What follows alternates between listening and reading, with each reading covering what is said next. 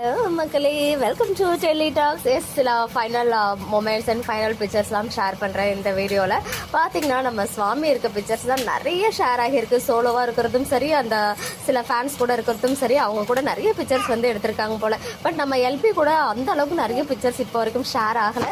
Maybe இனிமேல் share ஆகலாம் போல். And அந்த பரிமாறுற வீடியோவில் கூட எல்பியை காணும் அப்படின்னு சொல்லியிருந்தோம் இல்லையா, நம்ம காவேரி லக்ஷ்மி பிரியா வந்து அழகாக அன்போடு பரிமாறிட்டு இருக்காங்க. ஈவன் ஃபேன்மே சொல்லியிருக்காங்க அவங்க வந்து எல்லாரும் ஃபேமிலி மாதிரி ட்ரீட் பண்ணாங்க, அவங்க ஓன் ஃபேமிலி மாதிரி அப்படின்னு சொல்லி. ஸோ கேட்கவே ஹாப்பியாக இருக்குது. அவங்களாம் அதை வந்து அங்கேருந்து அனுபவிச்சுட்டு வந்திருக்காங்க. ஸோ ரொம்ப ஹாப்பியாக இருப்பாங்க அவங்களாம். ஒரு 2 to 3 டேஸ்க்கு அந்த உள்ளே இருக்க வைப்ல இருந்து வெளியில் வர முடியுமான்னு தெரியல.